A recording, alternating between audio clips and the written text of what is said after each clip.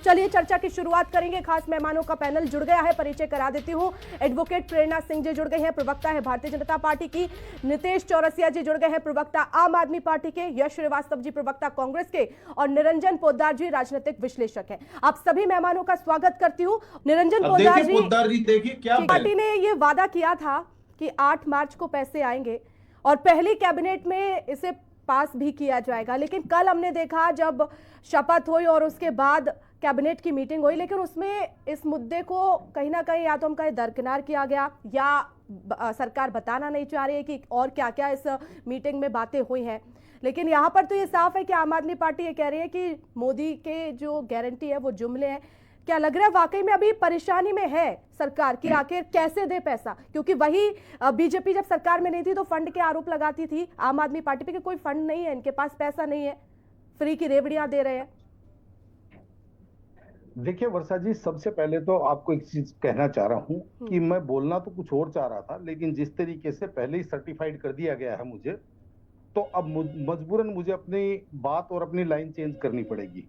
और वो इसलिए क्योंकि आज की तारीख में एक प्रचलन सा बन गया है कि किसी भी चीज को मतलब हाथ में जिसको कहते हैं सेल्फ सर्टिफिकेशन वाला एक पेन और एक सर्टिफिकेट की कॉपी लेके चली जाती है। कभी मीडिया को, यहाँ पे मेरे को ही नहीं, यहाँ पे आपके चैनल को भी कहीं ना कहीं सर्टिफाइड कर दिया गया है कि आपको भी ऊपर से निर्देश आ गया है कि आप डिबेट जो है, जो विद्वान पैनलिस्ट बैठे हुए हैं, इनके मुद्दे पे ना करके आप डिबेट इस फालतू के मुद्दे पे क्यों नहीं, वो तो अब अक्सर ये तो चर्चा में आता ही है, ये तो सवाल उठते ही है मीडिया पर कि भाई अब उनके अकॉर्डिंग, उनके अनुसार हम ऐसे मुद्दे चूज करें, वो बताए टॉपिक और फिर हम उस पर चर्चा करें। अगर नहीं हो रही है तो बहुत ही खराब है, अगर हो रही है तो बहुत अच्छी बात है।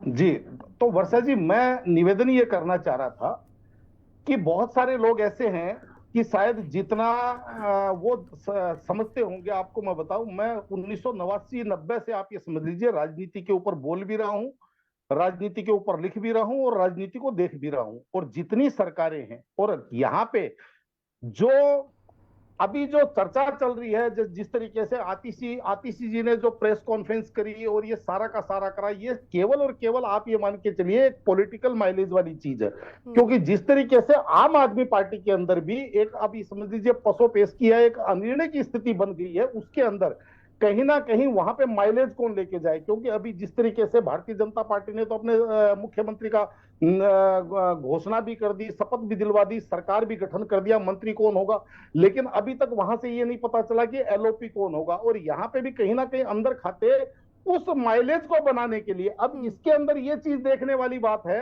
कि इसका परिणाम क्या होता है। इसका परिणाम इनके विपरीत जाता है, इनके पक्ष में जाता है। क्योंकि आज की तारीख में एक चीज मैं बताऊं, अब ये जैसे आतिशी जी सवाल तो उठा रही है, लेकिन मुझे एक बात बताइए, पंजाब के अंदर तो 2.25 साल 2.5 साल हो गए सरकार बने हुए, वहां पे भी तो 1,000 रुपए देने का वायदा किया था। मतलब अब केजरीवाल जी जो पंजाब में वायदा करके आए थे, केजरीवाल जी की बात का मूल्य नहीं है, ये बताइए आप। रही बात अब जिस तरीके से सरकार कल फॉर्म हुई है, उसके बाद में कोई किसी के जेब में से निकाल करके किसी के हाथ में पकड़ाने वाली चीज, अब ये सारे के सारा डेटा एनालिसिस किया जाएगा। महिलाओं के जो बैंक अकाउंट है या जो तमाम सारी की सारी व्यवस्थाएं हैं, या जिस तरीके से सरकार बदली है, सरकार बदलने के बाद में फंड का क्या क्या सिचुएशन है, वो सारी की सारी चीजों के ऊपर गौर किया जाता है। ऐसा थोड़ी है अपनी जेब में से निकाल करके किसी को 2,500 रुपए देने, निकाल करके दे दिया जी, चलो जी कैश पेमेंट हो गया, आप अपने घर जाइए और हमारा वायदा पूरा हो गया। निश्चित रूप से जो अभी यहाँ पे आपने कही, उसी बात को मैं दोहराऊंगा कि जिस तरीके से 8 मार्च तक का मुझे ये मेरे को लगता है कि इंतजार करना चाहिए। और जिस तरीके से आतिशी जी जितनी तेजी में नजर आ रही है, उसके पीछे कारण बीजेपी को खींचना नहीं है, बीजेपी को टाइट करना नहीं है, उसके पीछे कारण कहीं ना कहीं आम आदमी पार्टी के अंदर अपना पॉलिटिकल माइलेज कैसे गेन करना है, ये उसका कारण। ठीक है सर, मैं लौटूंगी आपके पास। इस चीज के लिए आम आदमी पार्टी को चाहे रसातल में ले जाना पड़े। ठीक है सर, मैं लौटूंगी आपके पास। निरंजन जी जी इंतजार कर रही थी दिल्ली की जनता की, आखिर पहली कैबिनेट में इस तरह से कुछ चर्चा होगी, जनता के सामने रखा जाएगा। क्या लग रहा है इसके पीछे, क्यों जो वादा, क्योंकि अक्सर ऐसा होता नहीं है, जो भारतीय जनता पार्टी कहती है वो करती भी है।